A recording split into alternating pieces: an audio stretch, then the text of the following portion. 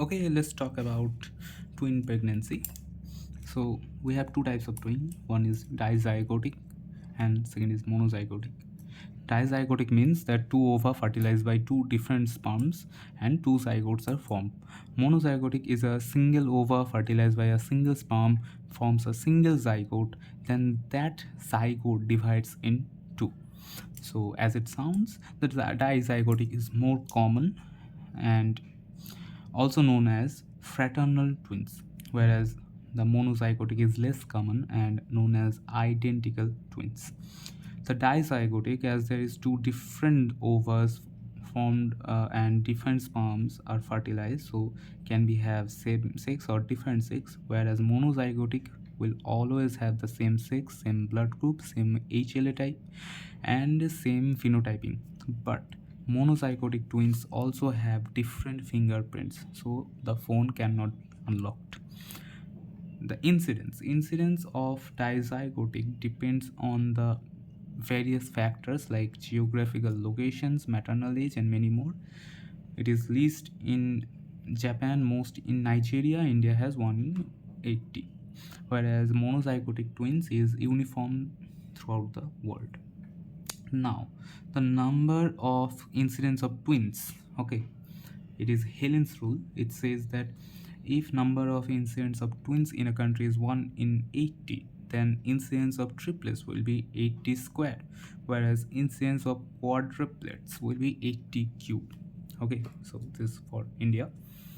Now let's talk about the superfetation and superfecundation. So superfecundation is obviously seen in humans. Superfecundation is seen in only humans, whereas superfetation is not seen in humans. Why? Because superfetation is theoretically possible, but uterine cavity obliterates after 14 to 16 weeks.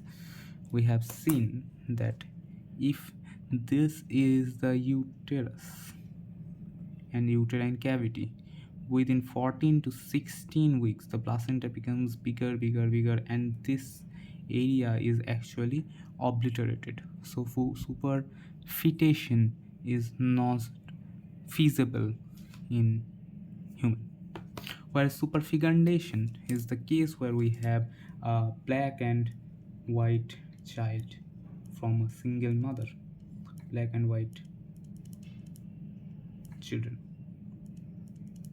Okay, children actually, so whatever, from a single mother. Okay, what happens that both ova released in the same cycle fertilized at two different times by two different acts of coitus. That's why black and white child from a single mother. But it is rare, but can be seen like in Coldplay concerts. Next is the risk factors. The risk factor for monozygotic twins is only IVF, because we know here we put the multiple zygotes in a petri dish. We obviously made multiple zygotes in the petri dish and put them in mother's body. So monozygotic twins is IVF, whereas the dizygotic twins we have geographical distribution. If the maternal age is high, parity is high. Most important, IVF as well, maternal family history of twins, and ovulation induction drugs, that is clomiphene citrate and HMG. So the most important part, that risk factor is both cases IVF. In case of dizygotic twins, we have drugs, that is clomiphene citrate and HMG, whereas also the history of twins as well. Now comes the chorionicity and amnionicity. So zygosity says type of conception, whereas chorionicity says type of placentation. That means type of placenta. What happens? Chorion is the outer member and amnion is the inner member. Outer member forms by the 8th day after fertilization, where the amnion is in the 10th day of fertilization, AC. So it is 8 and it is 10. Whatever. The dizygotic twins are always dichorionic and diamniotic, DCTA, always. Whereas that means always each twin have their own AC. Whereas the monozygotic twins makes the life complicated. Literally, it makes the life complicated because the prognosis is bad, as well as the MCQs. In case of monozygotic twins, just as it says mono, we have all type of formations. So what is that? That is, we can have all these factors.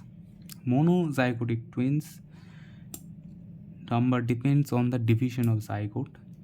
If monozygotic twins is divided at the stage of morula, then that is less than 4 days, then we can have a dichorionic diamniotic baby. Okay, each of them has their own AC, that means amnion and chorion. Whereas the monozygotic twin, if in the blastocyst stage they divided, they will have a common chorion, because by the day of 8 they have their own chorion is formed, but they will have their different amnions, so diamniotic. By the 10th day amnion forms, so in that time if a division occurs, then both of them will have same chorion and same amnion. And after 12 days, if they are formed, division occurs after the formation of single amnion, chorion and embryonic disc as well. We will see a conjoined twin or Siamese twin. Now let's talk about more important things. The MCDA, that is monochorionic diamniotic, is the most common type of monozygotic twin. Okay, the most common type of twin is dizygotic, diamniotic, dichorionic, whereas the most common type of monozygotic twin is monochorionic diamniotic type.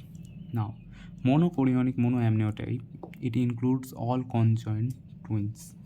Complication is cord entanglement and cord entangled. If it is টানা হেঁচড়াতে ছিঁড়ে যায়, then obviously sudden intrauterine death will occur of both twins.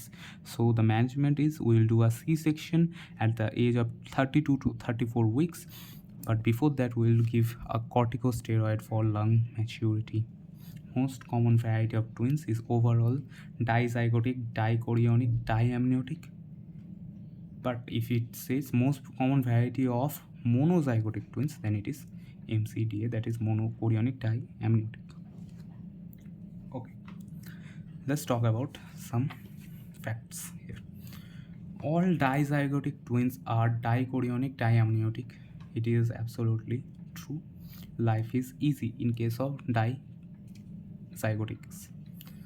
Now, if it is dichorionic, then obviously it will be dizygotic. Will it be monozygotic? Yes, we have only one scenario where it is also monozygotic will be dichorionic, that is a morula divided monozygotic twin. If morula gets divided, and then it forms the monozygotic twin. So the division will occur less than 4 days. Divided. Will this have same sex? This will have same sex. This may or may not have. Mostly in questions will have different sex. So different sex. Now, all monochorionic twins are monozygotic. Yes.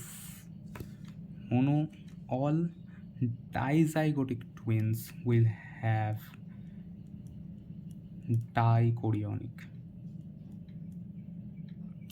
Okay, so a dizygotic twin cannot have a single chorion, cannot have. So it is a true statement that in monochorion, that is MC, is always means monozygotic. Okay. Next is all monozygotic twins are monochorionic. Yes or no? Think. So the answer is obviously monozygotic twins are not so good, and there is one type where we have dichorionic situation too. That means it is a false statement. So we know that monozygotic twins can be dichorionic, and it will have what the when it happens, when the monozygotic twin gets divided in the stage of morula, we get this dichorionic monozygotic twin. So there is, in this entire situation, two things are constant. What is first one is dizygotic will always be dichorionic, whereas the opposite is not constant. Okay, dizygotic will be always dichorionic, but DC won't be DZ because DC is first, whatever. So this is one constant. The other constant is the opposite, that monochorionics will be always monozygotic. Just the opposite of this. Okay, this is just the opposite, but the other one is not true. That means monozygotic is not equal to monochorionic. Okay, so let's talk about the necessity of all these things. The thing is that the prognosis is always depends on the chorionicity. That means how many placentas are involved with the upbringing of the fetus. So as the dichorionic will always have a better prognosis. Dichorionic means what we have, dichorionic means we have the dizygotics will have a better prognosis, and monozygotic divided is in morula, they are very much safe, they have better prognosis, they will be delivered by the time of 38 weeks.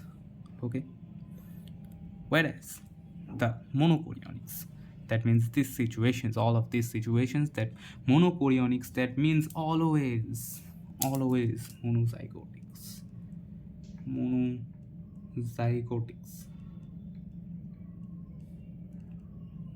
will have bad prognosis. One monozygotic is safe, that is monozygotic divided in morula, they have their own AC. Okay, now what is the important thing, that is how to determine the chorionicity.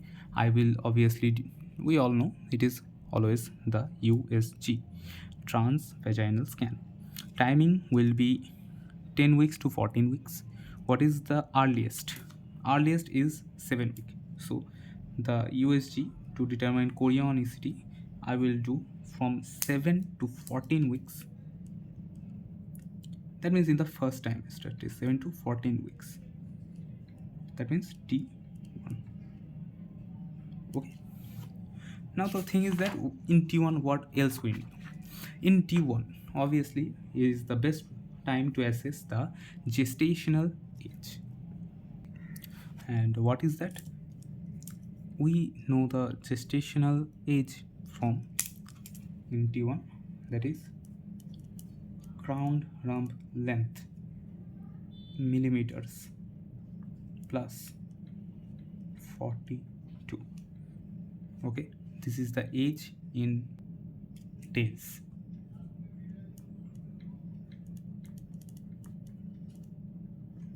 Okay, if it is under 84 millimeter. See page number what is page number 328. We can see In case of T2, we use the biparietal diameter. In case of T3, we use third trimester, we use the multiple parameters. Most important is femur length. Okay, so let's back to the main topic, that is from the USG. From T1 we always get the gestational age. We determine the chorionicity. If it is dizygotic, dichorionic, then it is dichorionic, then it is better, or monozygotic in morula, that is dichorionic, it is better. Monozygotic, monochorionic is worse prognosis. The third one is that nuchal translucency, that means the neck translucency, if it is increases, then it is the suspect the twin to twin transfusion syndrome, TTTS. The ideal time is second trimester, but in the first trimester we can suspect twin to twin transfusion syndrome. Okay, markers of dichorionicity in USG. Let's talk about these things in this page. So we have what? We have how many layers we have in case of dichorionic diamniotic. So dichorionic diamniotic, dichorionic, it is mostly DZ along with morula divided monozygotics. What we have? We have one amnion, one chorion, one amnion, one chorion, and inside we have the child.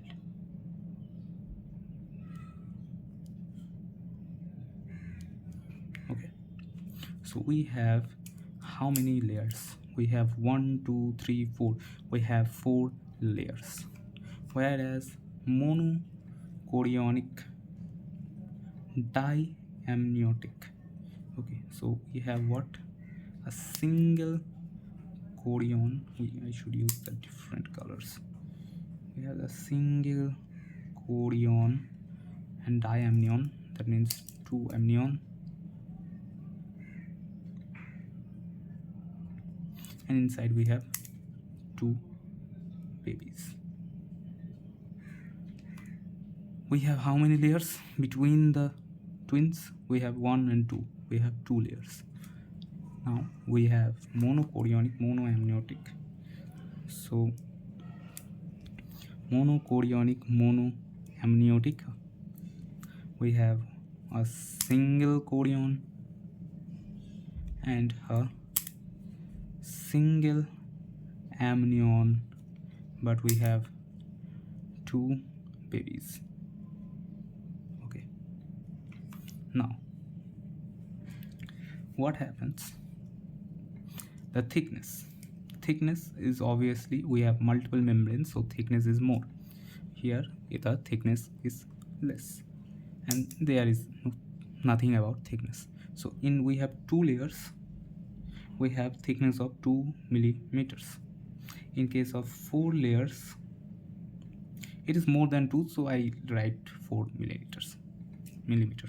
Here is no layer, so no difference. Okay, up to this. Now in this case we can see the membranes. We have this thick membrane here, we have this thick membrane in this picture, whereas there is a thin membrane I can see here, and there is no membrane, so as it is written. In this case there is no vascular connection between these two. Okay, so no vascular connection, can be seen. All these vascular connections, not a single one is crossing this part, whereas here we have vascular connections and they are deep. So we can see here these vascular connections are running through each other. Okay, here also we have vascular connections, but they are this one is deep, where this one are superficial. We have superficial vascular connections in this case. let's talk about the sex. Sex, as we know, it is dichorionic. So we have two situations. One is dizygotic, another one is modular divided monozygotic. Okay, so we have two or same sex or different sex. We have different sex. We have always same sex. These also can be same sex as well, but whatever, for questions, dizygotic is different sex. And here it is monochorionics, MCMC, they are always monozygotics. So we have same sex. Okay, next, number of placenta. In this case we have two placentas, they actually join or appear as a single placenta, but we always have two placenta. They come over like this and forms a lambda sign in the USG. They form a lambda sign in USG. Okay, so this is called as twin peak sign or lambda sign in USG. Here can be seen as this faint one. Okay, whereas here the placenta is single one zygote, one placenta. Okay, so and it doesn't cross here, it doesn't cross here. One zygote,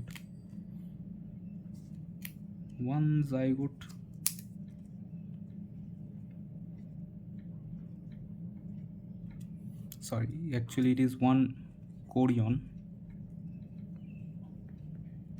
implies one placenta, PC. Okay, now the USG. In USG we have seen, we can see lambda sign or twin peak sign. It is called twin peak sign, this one. We have here in monozygotic cases, monochorion cases, is a T sign. So I have here, as you can see, this is a T sign.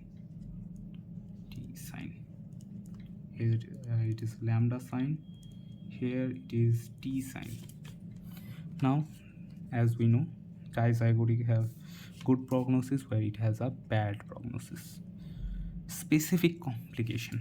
Obviously, dizygotic has good prognosis, so there's no complication, no problem. Here I have some problems. In case of this, due to deep vascular connections, I can have twin to these deep vascular connections, I can have twin to twin transfusion syndrome. Whereas here in this monozygotic monoamnionic twins, we both have same placenta, same umbilical cords, and these are just like earphones, so it gets entangled. So cord entanglement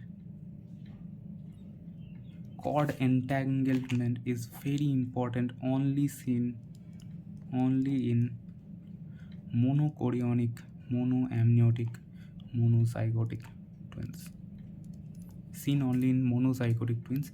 If we get a picture where these cords are entangled, if these cords are entangled anywhere, then it is always a monozygotic, monochorionic, monoamniotic twin. Delivery, obviously it is a good one, so good boy will be delivered at 38 weeks. It is less than that, so 36 week. It is less than that, so 34 weeks. In this case, we will do obviously a C-section along with corticosteroid for lung maturity. So in case of this case, for example, conjoined twin or Siamese twin is given. So a conjoined twin, all conjoined twins are always what? Always monozygotic, monoacronyonic, monoamniotic.